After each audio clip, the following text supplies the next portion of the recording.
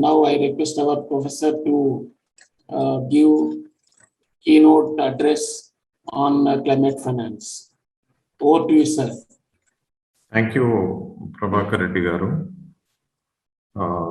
Distinguished friends, it's a very tough topic for me because finance is not my very strong area. But however, I wish to bring a few points. Basically, I want to remind the global community that in contemporary world, most of the governments are controlled by their respective corporates, whatever corporates are operating in their countries. So corporates are dictating the terms, they are guiding the deliberations by proxy. And when we look at the number of private jets that have landed in Glasgow, because the other day the figure was more than 400, and we have only 200 countries, and not more than 50 countries executives can really fly in a private airliner. So that means most of the corporates are there, and they are continuously dictating the terms, and they want the deliberations to their advantage. Now the question is, as we go into the future, into the deliberations, I wish to bring certain very important points, and that is, I want everyone to realize that there is what is known as a corporate social responsibility. And this CSR, unfortunately, in this country, our political parties have reduced it to charity. That is, 2% of a certain amount of turnover should be given to charity. That is what they have, the law of the land, they have made it, which is wrong. The original meaning of corporate social responsibility was not charity, because I have been following the deliberations, a series of articles that were published about 20 years ago in the State of the World reports published by World Watch Institute, Washington. The idea of CSR, when it emerged in the last decade of the previous century, it was intended to discipline the corporates and compel them to work within the framework of the law. In addition to that, it was also expected that the corporates shall not do any illegal activity like, resort to illegal mining, pollute the air and the water, and, they should not be dumping their hazardous waste here and there. And it was also expected that they shall not employ children below 14 years, 15 years. In addition to all this, even when it comes to making whatever the wages are agreed upon, they cannot be paying anything less which was agreed. So there is what is known as including the safety conditions within the factory. In other words, the corporates have to be respecting the constitution of the land and organizing its activity in a socially responsible way.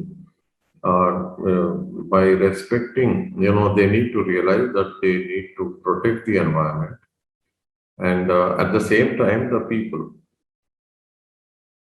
Now, what happened is, this was the original idea, and in the subsequent articles, I was very pleasantly surprised that in the West, quite a few transnational corporations, they started becoming green and greener. That is, looking at the writing on the wall, most of the corporates, particularly in the Western countries, they slowly started becoming people-friendly, environment-friendly, and they started, they developed a code of conduct where they would be, they deemed their functioning was deemed to be accountable and responsible. Well, the reason, what happened subsequently is that when an evaluation of the corporates was made, it was noticed that those companies which had a good corporate image, their share value started increasing in the market. Whether it is New York or any stock exchange, the share value of those companies or corporates where they enjoyed a good corporate image, that is, the share value increased, and the standard picture is about that coffee. Um, what is that coffee which we see in the airports, Prabhakaran? There is one coffee which is world famous. Sugna madam may be able to tell. American chain. Anyway, that is supposed to be the world's number one environment friendly corporate. At the same time, they have taken care to ensure that there is no contamination of any kind, right from the plants or the cropping, from zero pesticides and absolute safe conditions, and ultimately till the end product. The price of the coffee is definitely higher, but the traveling people, particularly in the airports or anywhere in America, they would love to pay a little more, no problem, because health is no compromise on health. So similarly, there are so many other countries which started tripling their profits by being environment friendly, people friendly, maintaining the quality and even the finished product. And here I am reminded of Ralph Nader's, the famous consumer activist, the first and the most important activist.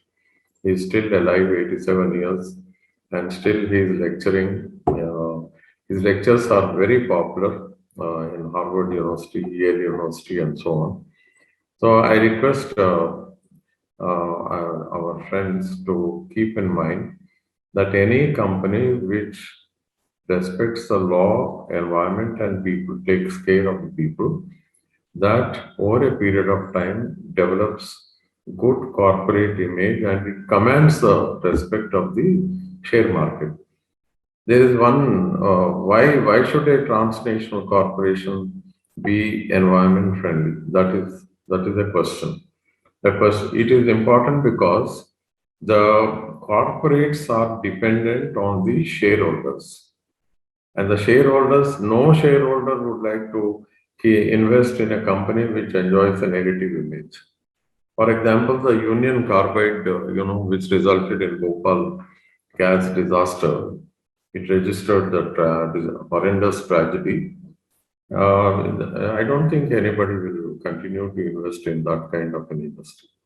So that is shareholder pressure, there is a market pressure, environmentalist pressure, and environmentalists are becoming more and more vocal, and even the courts are now coming down very heavily on the industries which are not disciplined.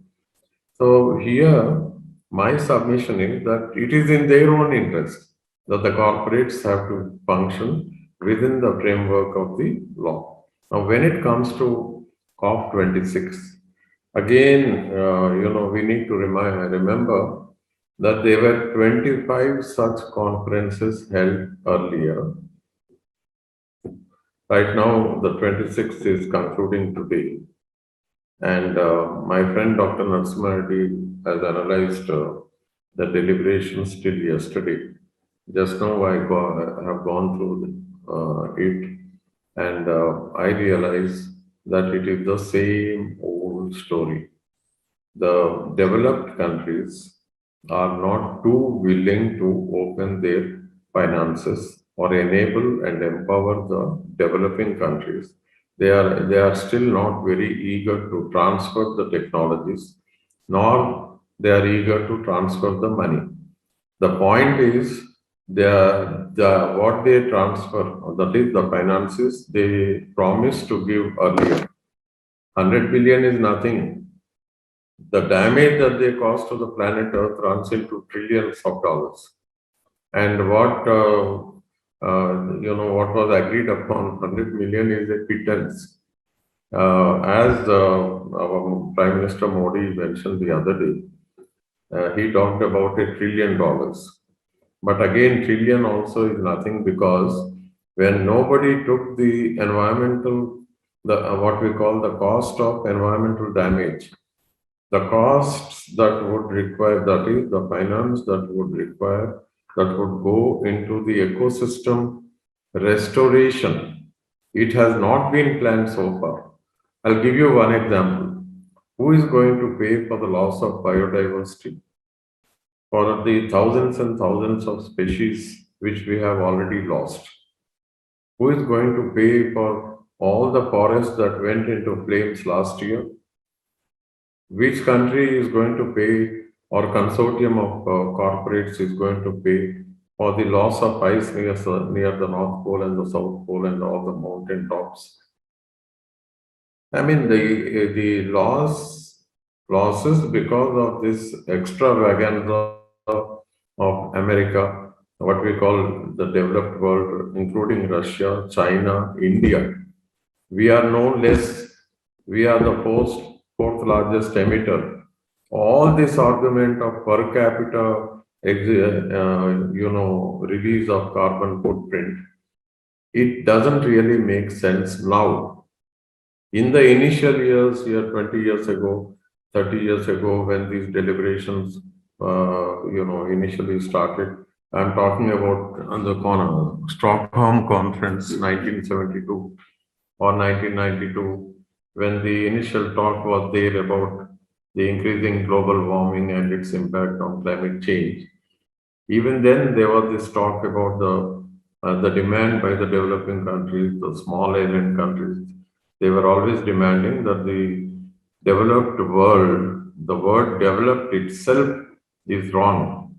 We don't agree that they are developed countries, they are industrialized countries. But the word development was not defined by these corporates so far. It is only the World Commission on Environment and Development that first defined development and said that development should be sustainable. Now, these corporates, which originally started as money-making machines, some of them became environment friendly and they are comfortable. But the great majority of the corporates are still functioning like rogue, within inverted commas, rogue corporates. I mean, they think they are accountable only to their shareholders. They focus only on making money. And their reluctance, they don't want to share their surpluses for the protection of environment or climate mitigation. They are not going to empower the poor countries or the countries which are in distress because of this extravaganza of the European Union, Americans, Australians, Chinese, Russians put together. India also was acting in a very irresponsible way, and the Prime Minister's speech does not echo the agony of the poorest of the poor, nor the aspirations of the youngest of the young. India has the world's largest young population, but this population is going to face many climate challenges. And the government of India is not at all worried. It has never kept its word. They only talk about very good in an international conference. Most often, Indian prime ministers mention about a Sanskrit sloka, and then they spend their time explaining the sloka. They know jolly well that they are not going to comply with they are not going to implement the promises that they make globally. When it comes to implementation at the local level, they very conveniently forget. Therefore, summing up, this talk of climate finance, it is not just finance. It has to, it actually should, it should mean transfer of technologies with finance, and that too, the whole activity should be done with a sense of empathy for the poorest of the poor countries and the people living worldwide in Africa, in Latin America, in India, in Bangladesh, everywhere, wherever, there are billions of people, and any rise in the sea level is going to make it extremely difficult.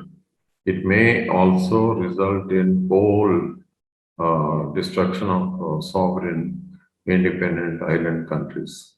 Since the problem is very serious, it is now, it's time now that the citizens of all the countries, irrespective of the national frontiers, these 200 nation states, people should think beyond the national boundaries.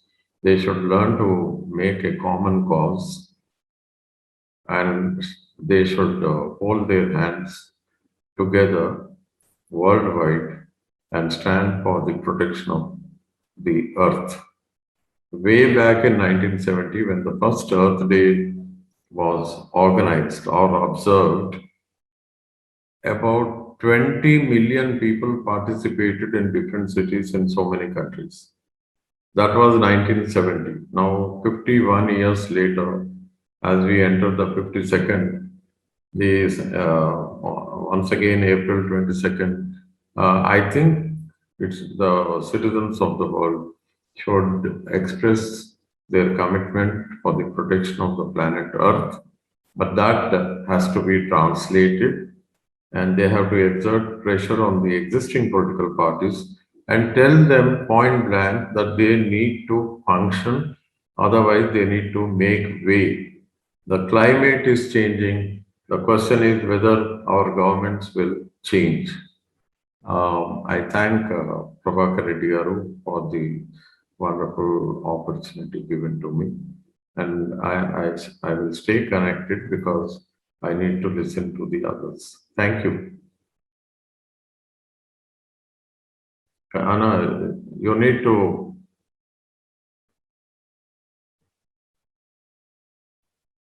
Thank you, sir. Thanks for your nice words. And it was really inspiring and interesting and thought-provoking ideas.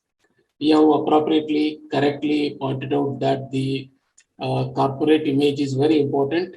If the corporate image is not there, shareholders will not be able to contribute to that particular company, and they will not be able to buy the shares. And it is one thing which is very important. Without damaging the environment, without contributing to the pollution, if the companies come forward and produce goods and services, then certainly the corporates will get very good image. And therefore, that is one thing. Second thing is that you rightly mentioned that these are not the developed countries, they are industrialized countries. Because when we say development, it is a process, it will not stop at particular point. Secondly, they lack commitment. They do not have sustainable development. They are not concerned about the people. So therefore, they are not developed countries by any measure. Rather, they are industrialized. They are going ahead with materialistic way of approach. Therefore, we can call them as industrialized countries. And third point that you mentioned is that not only resources, they need to transfer the technology and support to these developing nations. Then only there will be a kind of change that we will be able to see in environment. So thank you, sir. Thanks for your thought-provoking ideas. Yeah, let me spell out my ideas on climate finance. Then I will invite third speaker. Okay, and taking a clue from our Professor Purushottam Reddy Garu, I would like to begin with one important thing. We do not have real, we are seeing the Glasgow COP26 proceedings all these days. We really did not get the impression that they are committed. There is something which is lacking. The commitment is lacking from heads of state and heads of government who have attended from developing and developed nations. If you thoroughly analyze the discussions went on, developed nations representatives were reluctant to contribute to the climate finance. On the other hand, the representatives from developing nations, they lack some kind of commitment in the implementation of climate change. And it will be clear from my presentation that some of the developing nations were trying to influence the UN, saying that let's go ahead in a gradual manner, in a slow manner, so that the targets will be fulfilled, which is not really correct. And next is that NDCs are not really defined and submitted by the Indian government yet. And though the negotiators were there, they were not able to really submit the NDCs. Like this, there are very many issues that can showcase that the commitment of the developing and developed countries is a question mark. Therefore, I'm looking at the climate finance today from the perspective of political economy. It's not climate finance as such, but from the perspective of political economy. Why it is like this? Why it is happening like this? Why the countries are not really coming forward? And if you look at the background of the climate finance, we all know that climate finance remains central to achieving low carbon and climate resilient development. The global climate finance architecture is complex and which is evolving every day to day. On the other hand, the funds flow through mainly international channels, multilateral channels, both within and outside of the UNFCCC and the Paris Agreement financial mechanisms, and increasingly through bilateral channels, and more importantly through regional and national climate change channels and funds. And now the question is, how do we monitor this flow of funds? Monitoring the flows of climate finance is difficult because there is no agreed definition of climate finance, what it really constitutes, and what are the consistent accounting rules that are adopted by the all these heads of state and government. Further, the wide range of financial mechanisms continues to challenge our coordination efforts. However, efforts to increase the inclusiveness and complementarity and as well as to simplify access will continue. So against the background, now we would like to raise some of the questions. Why the heads of state and government who met at Glasgow were not able to really deliver a concrete agenda, concrete plan by which we'll be assured that the mitigation and adaptation measures will be taken forward. What is it that really missing? There are 4 real challenges. Before I could get into my presentation, I would like to say that there are 4 problems. One is the definition of climate change has not been addressed. It is not resolved. Second is, what are the sources of these finances? Is it public resources or private resources? Third one is, what is the methodology? How do we really account these expenditures? That's where we talk about transparency. Transparency need to be mentioned. Accounting procedures need to be spelled out. And finally, counting methodology and what it really consists of. When we say climate finance, does it include grants alone or loans or both? Because if you see the past experience, some of the countries have given loans, some of the agencies have given loans for the mitigation and adaptation measures. And loan cannot be taken as climate finance. Secondly, only grants will be accepted. That's where Oxfam International has conducted a study and informed that only grants will be considered as the climate finance for addressing these conscious and concerted efforts. Now, let's look at the presentation. What is climate finance in terms of United Nations or as per United Nations definition? The United Nations Framework of Convention on Climate Change refers to climate finance as local, national, or transnational financing drawn from public, private, and alternative sources of financing that seeks to support mitigation and adaptation actions that will address climate change. It is a very broad definition of climate finance, but there are imperatives that we need to emphasize here. One of the important aspects that has been discussed time and again, reaching net zero emissions by 2070. It's in the case of India.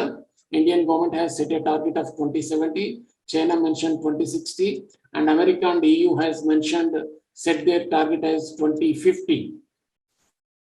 And second imperative is build resilience and adapt to accelerating climate change. We know pretty well that we need to improve the resilience of these countries and adapt to accelerating climate change activities so that we can have a cleaner environment. And third one is arresting the degradation and restoring the natural capital, including biodiversity. And now, if we track the draft report that has been released yesterday by the authorities in Glasgow, there are some issues that are really concerning to us. What is it that draft saying about climate finance? Not only they are not really committed to $100 billion. Now they are not really mentioning about the special drawing rights, because when we say that different countries are involved and contributing to the climate finance, and we need to use the special drawing rights, which is nothing but a kind of global money supply, which the IMF has recently issued for climate compatible development. SDRs has not been discussed in anywhere in the draft. Secondly, at the rate of $100 billion for the next 5 years, we need to mop up $500 billion, which is the demand from the developing nations. Further, the draft decision calls for loss and damage finance, stronger climate targets next year, and for the first time ever, a phase out of coal. And I need to bring it to your kind attention that the developed countries have been talking about phasing out of coal alone, but not all fossil fuels. Because all fossil fuels have to be phased out if we are really committed and working towards cleaner environment. And why alone? Why coal alone? That is a question. Secondly, developing countries, including India, are unhappy with the prioritization of climate mitigation measures over adaptation in the draft text. And the prioritization is important. This has been done from the perspective of the developed countries. Thirdly, developing countries need financial support to deal with both aspects of climate change. And we need money. The developing countries need resources for mitigation as well as adaptation. Therefore, you can't prioritize. You can't say that mitigation over adaptation. That is the voice concerned, voice expressed by the developing nations. Now, in this context, civil society organizations have demanded clearly. They said that one is, which is very important, emissions cuts by 2030. The so-called NDCs need to be defined, spelled out. And secondly, on the part of the developed countries, financial assistance to the least developed nations. Therefore, NDCs need to be strengthened and spelled out before the scheduled date of 2025. And secondly, at least $500 billion should be provided in climate finance in the next 5 years by 2025. So these are the important demands made by CSOs.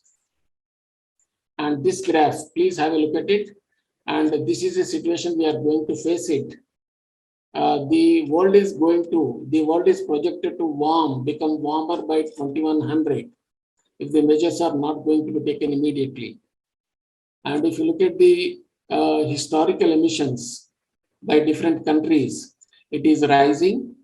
And the blue shaded area will talk about the current policies, and it is in the range of 2.5 to 2.9 degrees Celsius. And then below that, we have thick blue shaded area, which talk about pledges and targets, which talks about 1.9 to 2.1 degrees Celsius.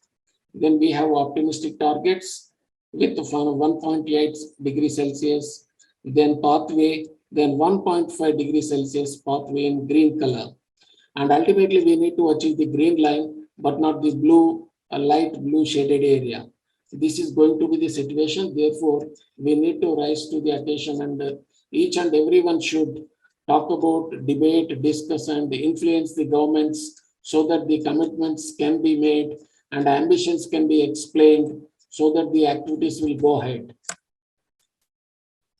Now, as part of the draft report, as regards the draft report that has been released yesterday in Glasgow, India mentioned that there is no need to single out one particular fossil fuel. As I told you just now, there is a need to phase out all the fossil fuels if you are really committed and sincere in working towards cleaner environment. Therefore, developing countries should actually be able to use their fair share of the global carbon budget, and they should be provided with finance, technology transfer, and capacity. Not only finance, they should provide technology transfer and capacity for a just transition in the context of their sustainable development and eradication of poverty. Further, they say that the print magazine has clearly brought out all these issues clearly. The European Union during negotiations said it was the responsibility of all nations, not just developed countries, to improve their disaster management, indicating a resistance to pay. This particular sentence is really horrible and it is terrific because, and they were indirectly saying that they are not inclined to contribute to the climate finance. It is not the responsibility of developed countries, it is the responsibility of everyone. It means they were trying to, wash off their hands and say that each one of us should contribute to this. But when you look at the historical emissions, these are the 10 industrialized countries which contributed to this particular situation today. And if you look at the situation from the equity perspective, equity has to be embedded in the phase out process when talking about fossil fuels. The document only mentions coal, but what about others? Poorer developing nations are more dependent on coal. We have to talk about all fossil fuels, including gas and oil, which developed countries rely on. So there is a kind of, diplomacy that they are playing with us. They say that leaving gas and oil, they talk about only coal, just because they have been able to complete, work with coal, and now they want to talk about only one particular item. Now let's look at this after the COVID-19 pandemic, how the situation is now. As part of pandemic spending, the developed countries have contributed 11 trillion US dollars. And whereas for climate financing, we are asking only 100 billion US dollars. And what we can say is that pandemic spending dwarfs climate finance. It is a pittance, as rightly said by our professor. It's a very small amount that they can contribute, but they are not really inclined, determined to contribute to our, environment and welfare. Therefore, they are just going back. Further, the draft report says that while about 140 nations have pledged to reach net zero emissions by around the middle of the century, scientists said that their short-term plans for 2030 are not strong enough to limit the rise in temperatures. And though they say that they are pledged to reach net zero emissions, it is not really going to give concrete results. That is the opinion spelled out by the scientists. And interestingly or surprisingly, Saudi Arabia was among a number of countries asking the UN to play down the need to move rapidly away from fossil fuels. And this is according to one leaked document published by the BBC itself, which means some of the countries, some of the developed countries are not really having any commitment. They are trying to dilute the whole process. They say that let's play down the need to move towards these targets and their achievements. Now coming to transformative imperative of climate finance. When I say transformative climate finance, this particular climate finance will be substantial. It would be sustainable for a longer period of time, and it will become a irreversible process. It's not a one-time event. It should continue because it will take many years to control the situation, control the heat waves and all these effects of climate change. Therefore, the climate finance has to continue as a process, and it should be transformative. And it's not only $100 billion, they need to contribute more and more. Therefore, and we are not only confined to 100 billion, we are talking much more than this. And we know pretty well that what COP26 Accord has mentioned way back in Paris meetings. Developed country parties commit in the context of meaningful mitigation actions and transparency on implementation to a goal of mobilizing jointly $100 billion per year by 2020 to address the needs of developing countries. And if you look at the actual contributions, the current figure of just over $12 billion in grants for climate action falls far short of what is needed. And let me tell you one thing, the draft report and yesterday and day before yesterday meetings in Glasgow revealed that there is a report released by OECD in 2018, which say that $62 billion have been mobilized as against $100 billion. But on the other hand, Oxfam International has estimated it, concluded that 18 to $22 billion only contributed so far. We are far away from the target. And if this is a kind of situation, how do we really address the situation? That's the very important question. Now, how do we really fulfill the targets? The first and foremost thing is that subject of the basis for counting. How do we really count the expenditures made by different countries for climate change activities or mitigation and adaptation activities? We need to spell out, we need to come up with a kind of methodology, which is really missing. Secondly, language of the climate accords, starting with COP16 till today, that talks about public-private sources, and we need to spell out about public agencies by private agencies will contribute by how much and by when. And thirdly, the accords do not specify the proportions of financing from these different sources, nor indicate how different financial instruments, such as grants and loans, should be counted. This, of course, we discussed. And there is a 5-point agenda spelled out by the Government of India. We all know about it. Non-fossil electricity capacity of 500 gigawatts by 2030. 50% electricity capacity from renewables by 2030. 1 billion tons of emission reduction by 2030. 45% reduction in emission intensity of GDP by 2030. And finally, net zero emissions by 2070.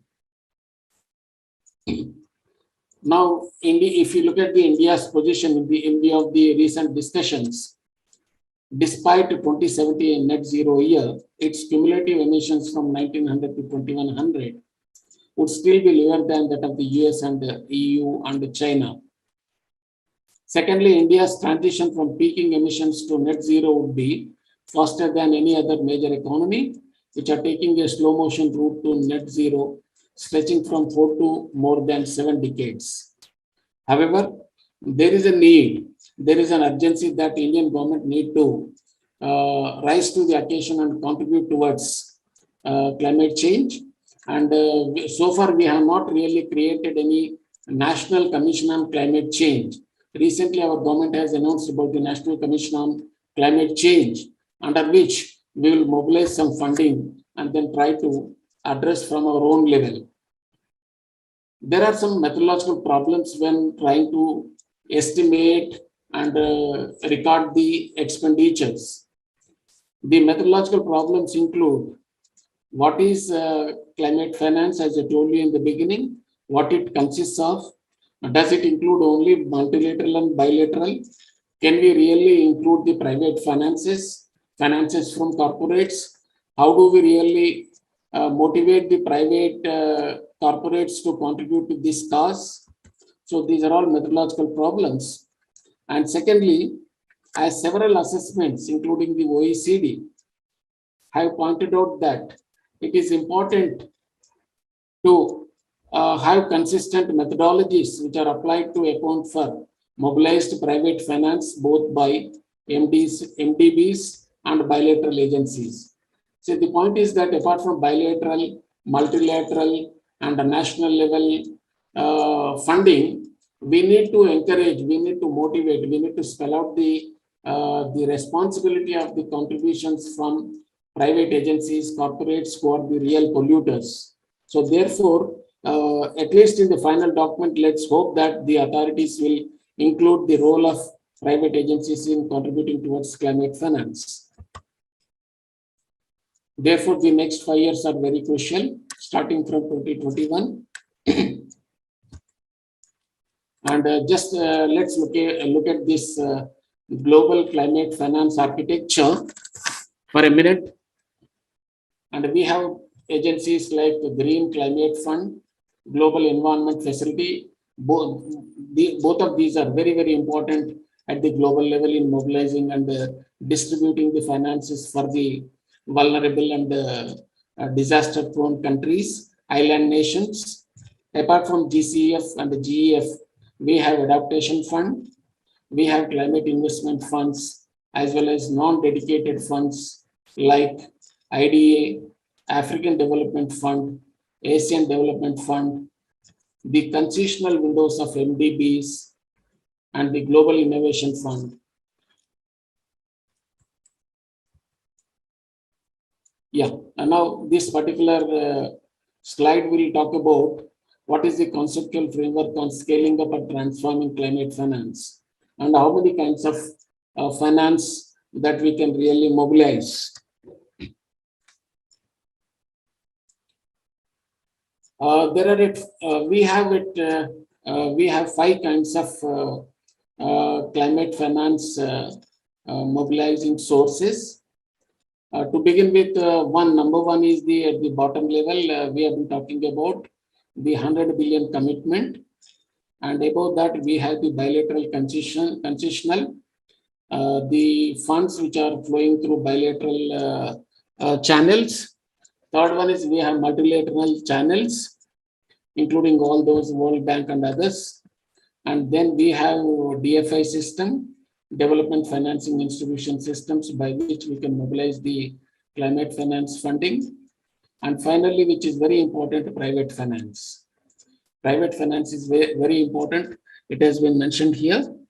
Unless we really rope in private agencies, will not be able to mobilize billions and trillions.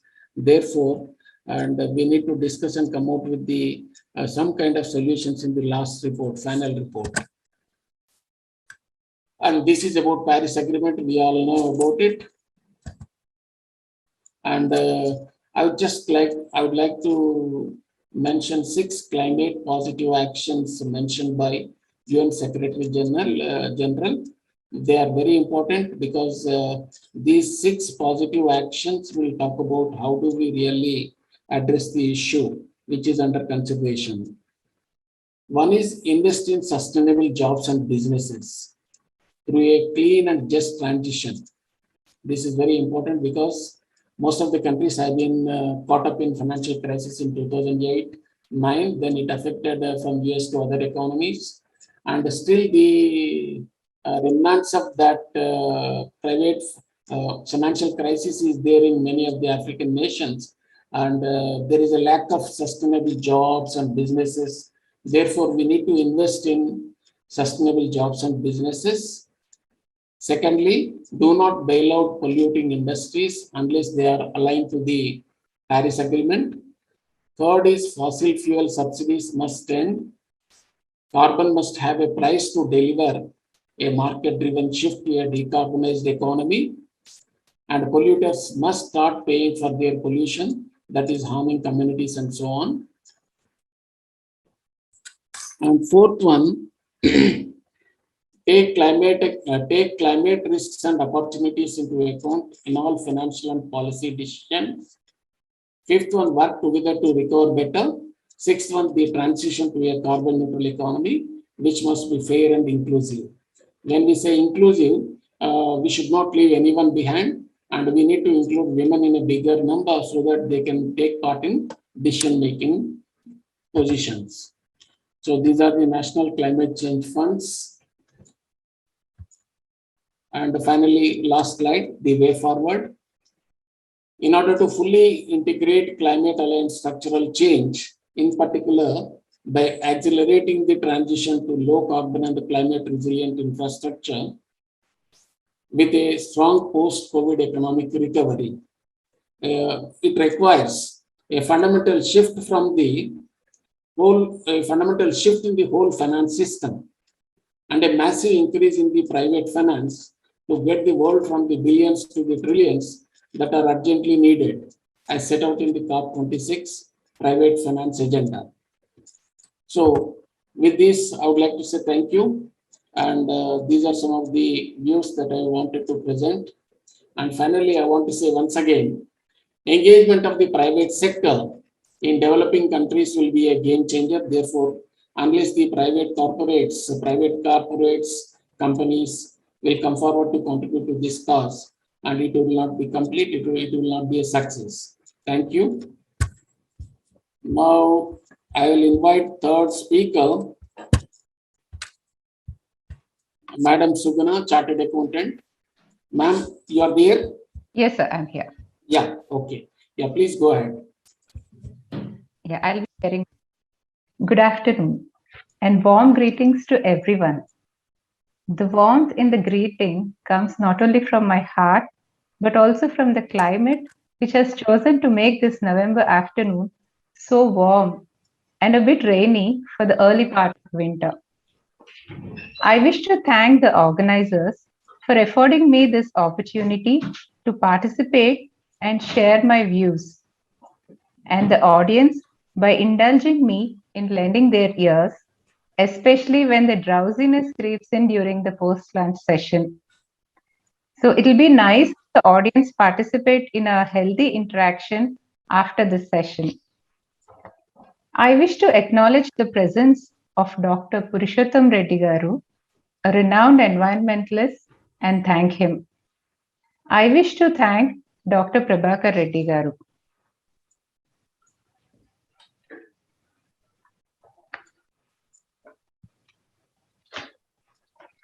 In this slide, I'm just trying to reiterate what has been already discussed in the previous sessions about rapid global warming, particularly in the past decade.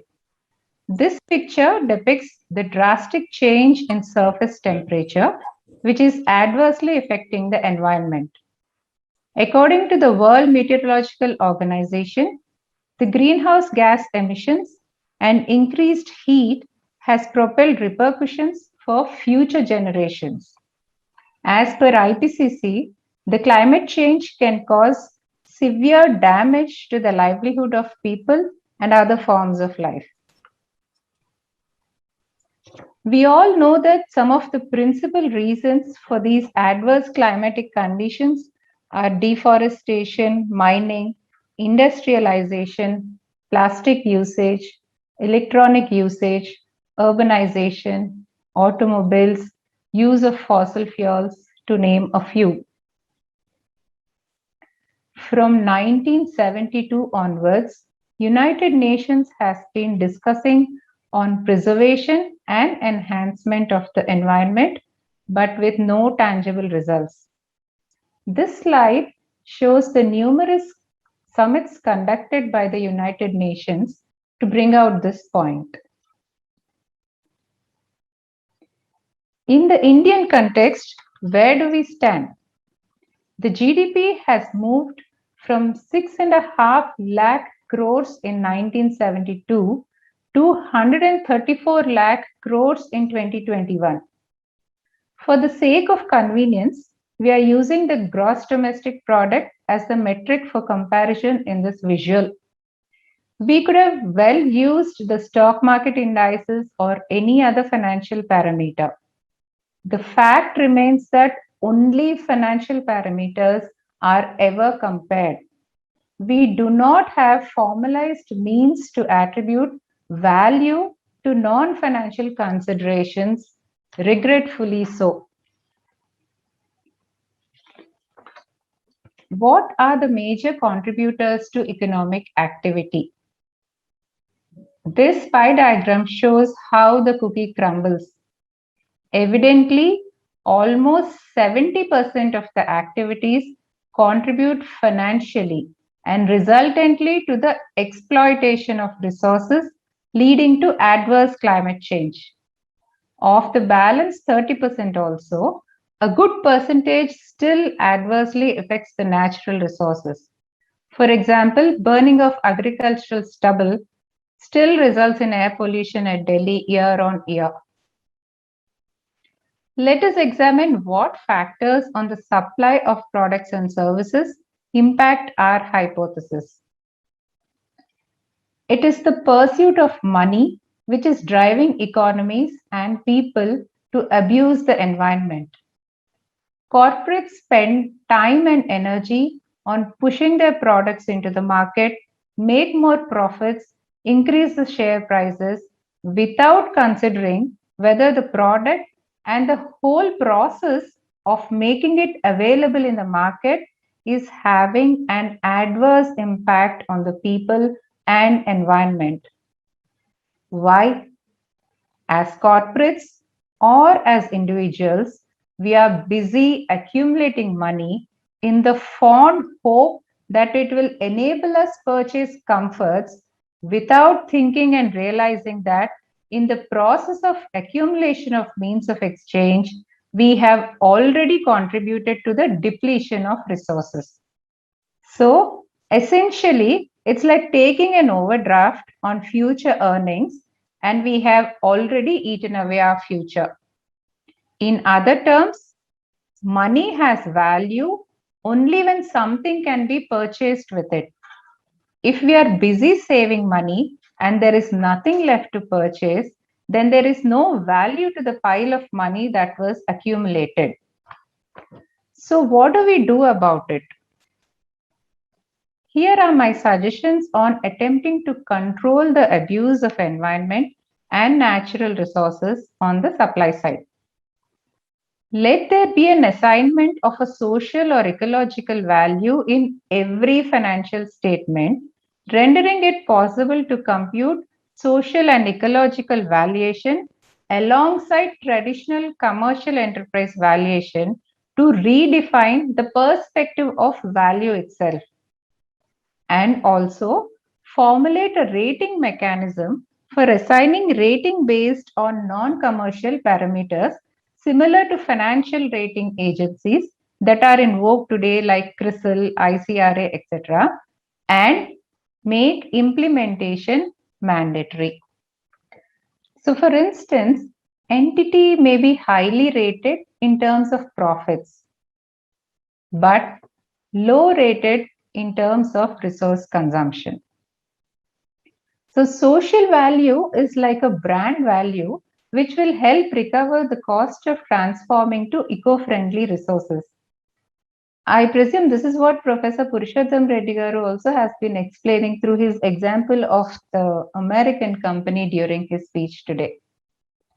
So should investors and performance evaluators, as also lenders, start evaluating each such opportunity by including such parameters besides financial yardsticks and give weightage to the same, then enterprises will be forced to include them as a part of their operational and growth plans.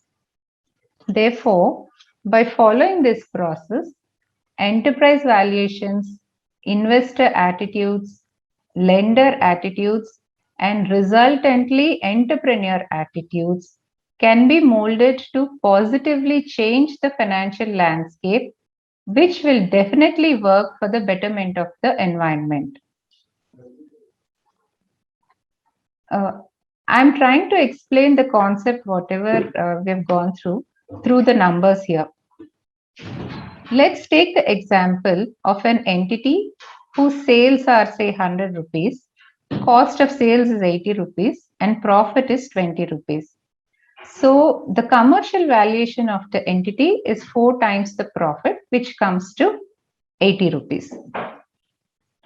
So now let us do a social assessment to the entity and give a value based on social impact which the entity is creating. So in scenario 1, considering the entity is into resulting into greenhouse gas emissions or deforestation or waste disposal, etc., the entity's value is minus 50 rupees. So the enterprise value, considering commercial and social parameters, will now be 30. And the rating of this company would be B minus. Now, let's just go a little ahead before we come to scenario 2 and understand a change. So here, I'm trying to say that this company is now for a rating or for becoming eco-friendly, it is transforming its processes into eco-friendly processes. Like the raw materials would be sourced from eco-friendly vendors or manufacturers. And the whole manufacturing process would use wherever possible clean energy and other means of ecological, eco-friendly procurement. Then power would be through renewable energy.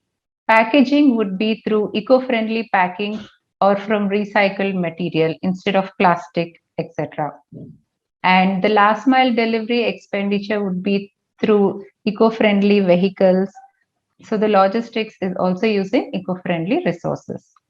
Now, for this transformation, the cost of this entity has increased to 90 rupees.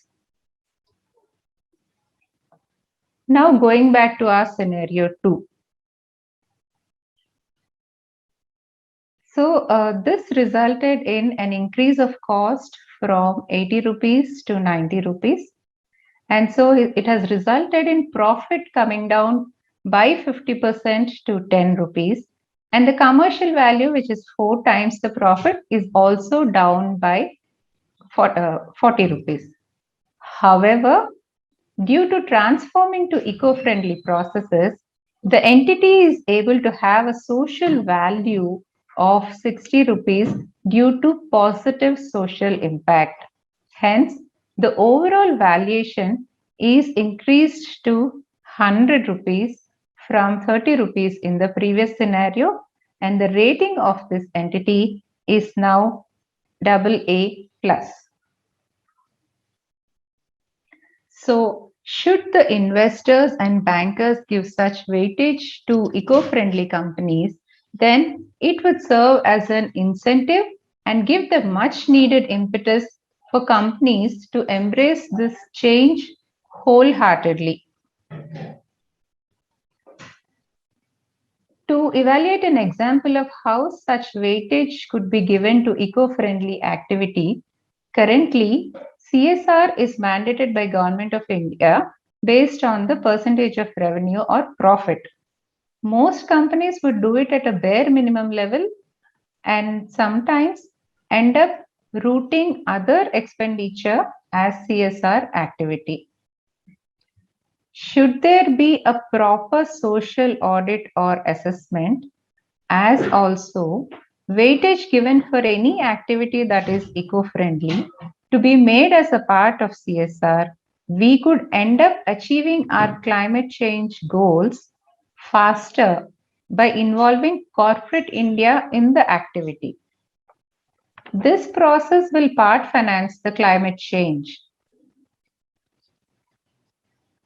The last 2 columns in the slide are an indicative parameters of rating the company based on not just revenue numbers, but also social impact valuation. So here when we are mentioning top 10 revenue generating companies, now the top, that's a rating, is based only on the revenue generation. Now, if we understand the social impact of how this revenue has been generated, that is how much of resources have been used to generate so much revenue, if an impact assessment is made and a social valuation is given, maybe this stock rating will be relooked into. So here are a list of suggested policy initiatives. Policies should be brought out for making social and ecological valuation a compulsory compliance for all government and non-governmental entities. A periodic social audit is to be implemented. Social audit is a way of measuring, understanding, reporting, and ultimately improving an organization's social and ethical performance.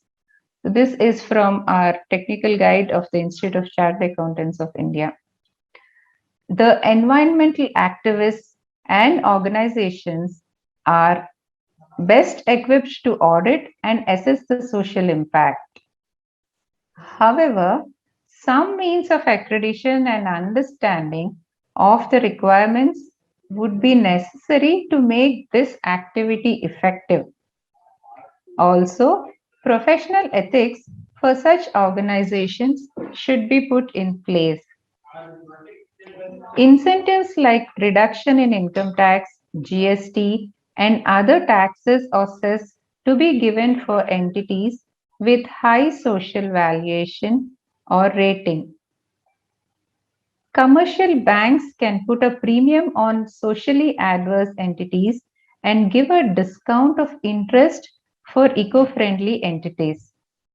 This will encourage investors and also consumers to invest in those entities which have commercial as well as social and ecological growth.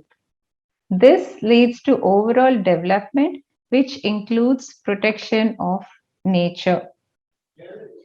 Let us examine how the demand side operates.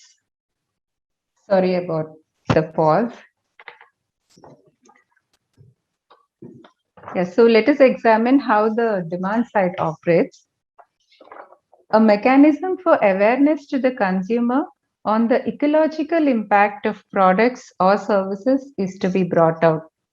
So let the products display the usage of conventional resources along with other product information on the packaging, which will let the user make an informed choice on the extent of abuse the product has had on the planet. Also, the website of entities to display very evidently the extent of natural resources used for their products and services.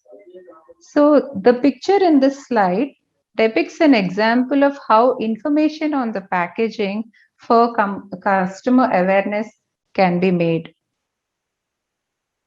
So it could be, just giving an example, that it could be the number of trees, the amount of water used, area of soil depletion, the amount of greenhouse gas emissions that has taken place in the atmosphere, which the product has resulted into.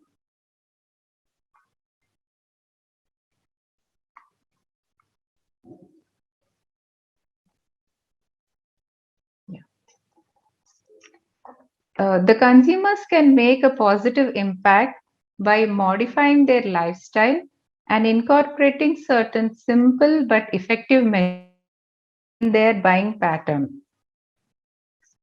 Currently, purchase is based on feel-good factor, which ought to be shifted to feel healthy or pro-nature factor. I have given some examples, like say, would be like buying cold pressed oil vis-a-vis the refined oil from a factory.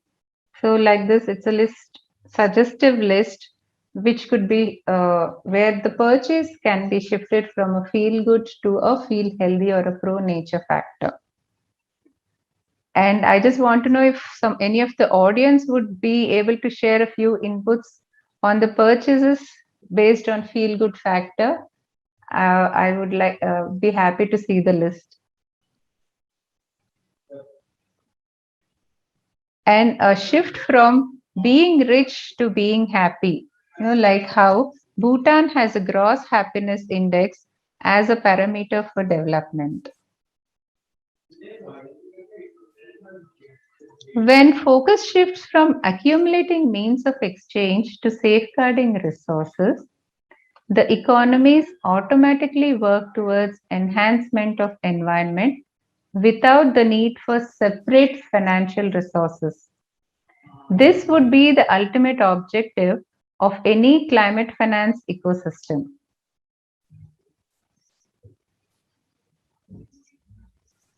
It is hoped that by incorporating various measures articulated and others which my eminent co-panelists have contributed, we could have a 360-degree approach to development, including economic, ethical, social, and commercial aspects. Thank you. Jai Hind. Thank you, ma'am. Thanks for your very interesting presentation. You have really brought out the social impact value of the products that they are produced by these corporates, eco-friendly companies, and the social audit aspect of the companies. We know pretty well that the government projects are being audited from time to time as part of social audit. And let's look at MGNREGS. Social audit has become an inbuilt process wherein it will be audited from time to time from people's perspective. Similarly, if it is introduced in the corporates also, that would be great. And they will try to improve their corporate image, and then, and if there is social value added to it, that would be great. And let's work on it further and see that how this can be made practical. What kind of measures needed to be taken from the government? When will these corporates will comply with the government provisions and guidelines, so that the companies will become eco-friendly and they try to pass on the eco-friendly products rather than the commercial value added products. So thank you very much for your presentation. Now the floor is open and anyone can raise any questions or doubts, whatever it is. We have a few more minutes. Thank you, sir. I have a couple of observations to make. At the outset, I am extremely grateful to Subramanian for Thank you. Wonderful presentation. Really, hats off to you. Because I come from political science and I've been working on public policy. But, all these years, I never had the opportunity to connect to what we call natural resources balance sheet, or looking into the balance sheets of corporates. Your presentation has made it very easy, and we feel now enriched. I just wish to, while agreeing with you, I wish to point out that long back, there have been a lot of literature generated when it came to financing of the banks for the purpose of industry or business, trade, commerce, whatever it is. The banks have to make their own assessment, what we call the environmental impact assessment. So it's not just a social audit. It is a very comprehensive audit. That is, the total impact of the activity proposed has to be assessed by the bank, and only then the bank should finance. But when the bank finances, it should also accept the responsibility. That is, if something goes wrong, for example, what happened at Visakhapatnam 2 years ago, or earlier in Bhopal, or in the Mexican Bay, oil spills. What if something goes wrong? What, just like what happened at Chernobyl? All the banks or financial institutions who have financed that particular activity, they also should have the they should share the responsibility and pay up. It is not just that industry or that particular activity, but even those who finance should be made compliable. That is, they have to cough up for the losses suffered by the people and the environment. That is first part. And you have made a mention of it. I am only adding to it. Now, the second thing in your talk, I am reminded of that wonderful book, Limits to Growth. That particular book published by the Club of Rome way back in 1972 by Dennis Meadows and Donita Meadows. Together, they did a great job. And they highlighted the two major limits to growth. Number one, the depletion of natural resources. And the second thing is the increasing cost of pollution. So I'm really happy you have virtually covered everything. But this is the book which gives us the original base support. So I appreciate your presentation. And is Sai Bhaskar listening? Thank you, sir. Sai Bhaskar unnavana? Sai Bhaskar Reddy. Okay. CGR India, who is there at that end?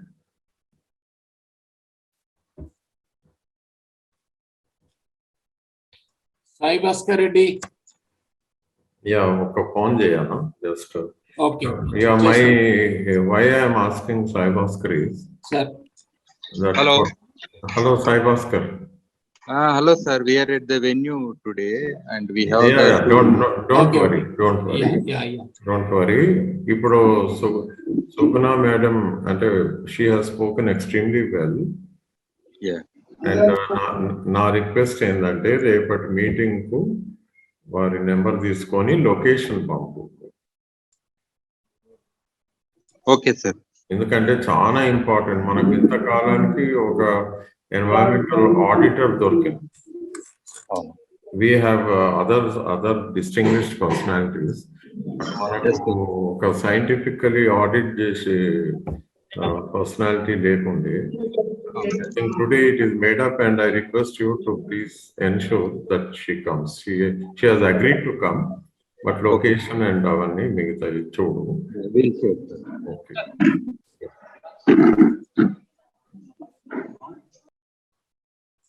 Yeah. Any other questions, doubts from the audience? Yeah, I would like to make a simple comment on this. And in line with the social impact assessment that we conduct for government projects before its implementation, and as Professor rightly pointed out, we need to devise some kind of eco-friendly assessments, just like social audit and social impact assessments that we do it for the government projects, bigger ones. We need to devise some kind of assessment, let's call it as social impact assessment for corporates, or some name can be given. And when we institute such kind of mechanisms, the corporates will be on their toes. They will try to give us eco-friendly products and let them charge a little bit more, but they will really give us good products. And then environment will not be spoiled like what we are seeing now. So therefore, there is a need for devising some kind of mechanism by which corporates' products will be audited from time to time. Their eco-friendly content can be checked, and some standards can be maintained, and some assessment will happen, and based on that, they will go through. They will follow the quality of those products, and as a result, we can have very good products rather than the commercial value added products. They add many things and give us in a fine wrapper. We never know what it contains. Therefore, this is very, very important, social impact evaluation of the products. And secondly, my point is that how do we really bring in the corporates, the private agencies who are the real polluters into contribution towards climate finance. Now that we have the public agencies, private agencies, but it is not really coming up to the mark, and we are not able to really mobilize. And based on the principle that polluter pays, we know pretty well that these are the corporates who are polluting. They need to pay in one way or other way. We should make them to pay. So some device, some methodology can be adopted so that private entities will pay for their emissions without any, deviation. I think if there is any excellent idea, professor can suggest us, and we need to brainstorm on this. And with my limited knowledge, I can say that in Hyderabad, in pharma industrial areas, one of my friends told me he is a general manager, HR general manager in a big HR pharma company in somewhere in that area. And every day people go and protest in front of that company. You are polluting, you are emitting, you are leaving that liquids, this, that. Then they make protest, dharna, and all that. Then this gentleman, HR general manager, quietly come out and talk to them, take them to a corner and give them a cover. They'll quietly go back. And this is what is happening every day. One or other person will come and talk to a protest, and it will be subsided. It will be convinced in with a different kind of measure. How to say? That means it is bribing those people. It is much more dangerous than pollution. They are bribing and making them to be silent and giving a cover and sending them. This is not the way. And even yesterday we have seen in Delhi, Yamuna water is flowing. Yamuna water is flowing. Women, as part of Chhat festival, they are offering prayers by standing in the water, Yamuna river. We could see that foam and polluted contents are going just along the river, and they are standing and offering the prayers. It is very clear that that water contains lot of polluted material, which is seen in white color, foam kind of thing, other things which are going on. I think professor can enlighten on this. So still in a capital city in Delhi during this particular time period, and it is visible in all the TV channels and everywhere, but we are not able to control those pollution, and something has to be done. Something should begin somewhere by somebody, otherwise it will go on like this. Let's put a stop on this. So I request the professor to say a few words on this. Yeah, thank you, Dr. Prabhakar Reddy garu. I was just thinking, since we are all meeting tomorrow, that we should form a group within our organization to evaluate the corporates, from the environmental angle, what we call the social responsibility. But at the same time, I wish to ask Subhana garu, can we do the same auditing on the performance of the governments? For example, Government of India and Telangana government or AP government, whatever, without any reference to political parties, what is their carbon footprint overall? For example, I don't understand the so-called VIP culture in this country. When a chief minister or a prime minister goes, and say in the case of prime minister, maybe there would be at least 20 vehicles in the name of security protocol and all. That is one thing. And chief minister, sometimes 12 to 15 vehicles. And what is the total carbon footprint? This is not the only thing. On one side, they say, that they are environment friendly, and Prime Minister makes tall promises at a global conference. But where is the big follow-up? Now, Prime Minister's promise at Glasgow, he mentioned that India would be net zero by 2070. We are not very happy with it. It could have been at least 2060, if not 2050. But where is the where is that follow-up action plan? Then my grouse is that the government of India, before going to Glasgow, they should have discussed this subject with the public. There should have been a major public debate, that is one. Secondly, a parliament session should have been conducted on this very important issue of climate crisis. And India should have declared climate emergency because it's not just, we are simply passing on the buck saying that our per capita carbon load is very less and therefore we have a right to develop, and all the language nobody is going to accept in the days to come. I think Suguna and Dr. Prabhakar Reddy, we have another person, Dr. Narasimha Reddy. And people like even Sai Bhaskar Reddy is wonderful because he is the person who was one of the first in India to speak about what we call carbon sequestration. And he has actually done a lot of work on it. So tomorrow when when we all meet at the Earth Center, I think there should be a committee, a group of concerned citizens coming together informally.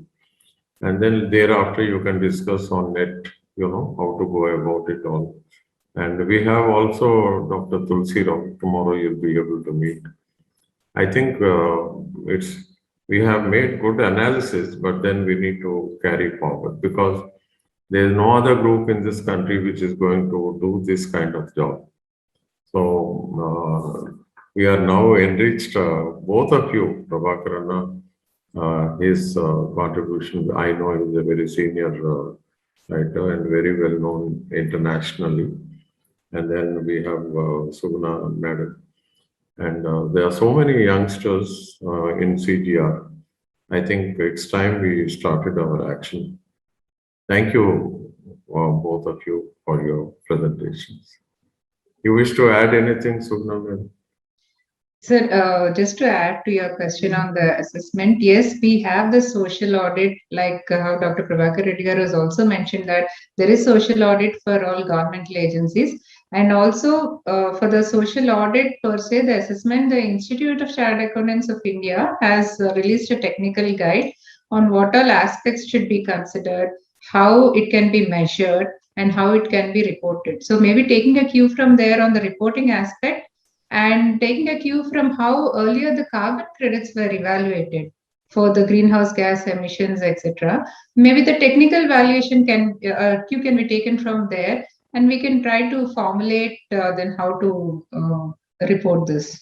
Yeah, will have maybe after some gap, we'll have another presentation from you. You kindly explain that. And then we will evaluate, we will see whether if it is adequate or maybe we need to add a few more parameters so that, because for people like us who come from political science, public policy, we can be sharing our experiences because that is where we call it as a policy impact. Every policy of the government has an impact. And there should be some mechanism in this wonderful country, which is supposed to be the world's largest democracy, that we must have a facility which will evaluate and tell the people. And people also they need to be educated in order to understand such reports. So you give a presentation, madam. On that day, we'll discuss. Yeah, thank you, sir. It was very interesting, and your comments at the end also, they are really motivating.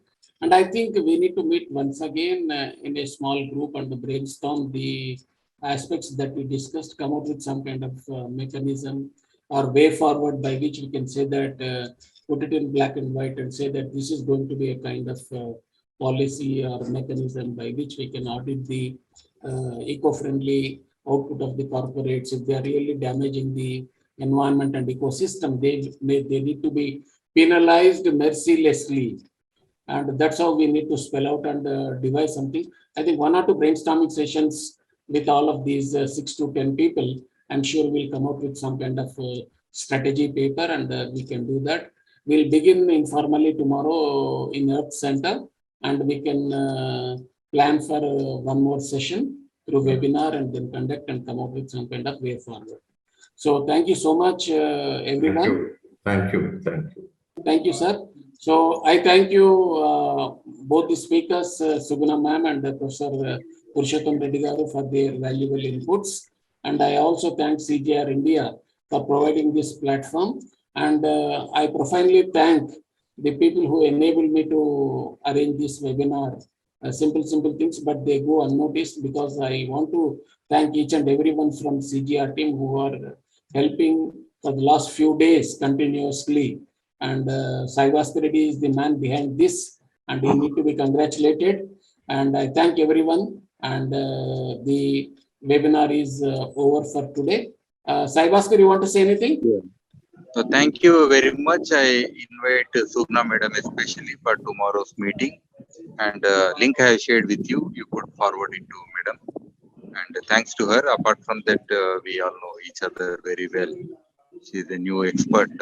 As sir said, she is very resourceful, and she could contribute a lot. Yeah, thank you very much. Thank you. Thank you, Anandal. Thank you. Thank you. See you all tomorrow. Bye.